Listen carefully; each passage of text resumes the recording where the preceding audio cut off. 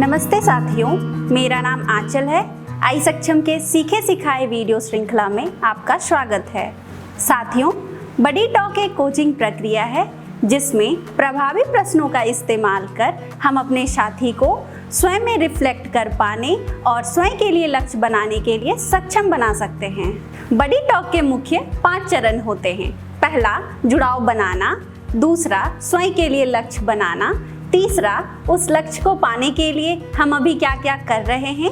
चौथा, उस लक्ष्य को पाने के लिए हम और क्या कर सकते हैं। पांचवा, हम क्या करेंगे। साथियों, इस वीडियो में हम मॉडलिंग की मदद से बडी टॉक के पहले चरण जुड़ाव बनाना पे हम अपनी समझ बनाएंगे। साथियों, इस वीडियो में हम सीखेंगे कि बडी टॉक की मदद से हम अपने साथी को परिवार, विद्यालय, समुदाय में लैंगिक भेदभाव को पहचानने, समझने में मदद करेंगे। साथ ही उसे कम करने के लिए ठोस लक्ष्य और एक्शन प्लान बनाने में सहयोग कर सकते हैं। चलिए शुरू करते हैं।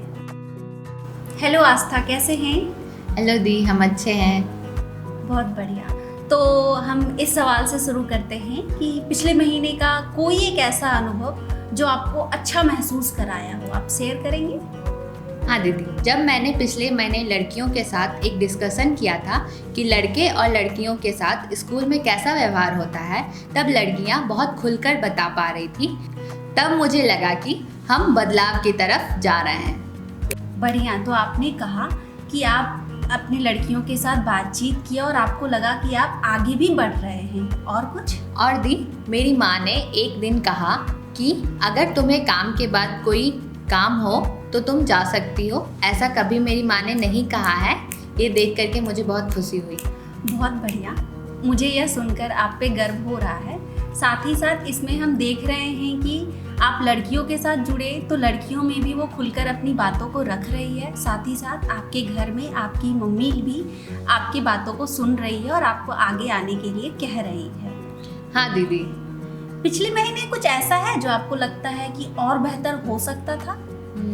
हाँ दीदी, मेरे समुदाय में ना लोग अभी भी कहते हैं कि लड़कियों को ज़्यादा बोलना नहीं चाहिए और घर के काम सीखना चाहिए। ये सुन कर के मुझे बहुत दुख होता है।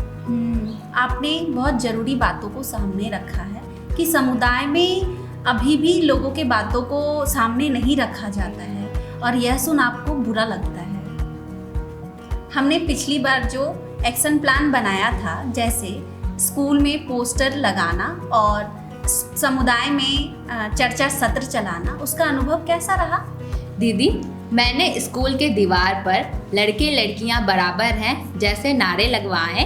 इसके कारण लड़कियां चर्चा भी करने लगी और मैंने 2 बार माँ से और भाभी से बैठकर बातचीत भी किया। पहले तो वो चुप थी, पर अब वो सवाल भी करती हैं। बहुत ही अच्छा आस्था, आपने ना सिर्फ प्लान बनाया बल्कि लगातार उस पर काम भी किया।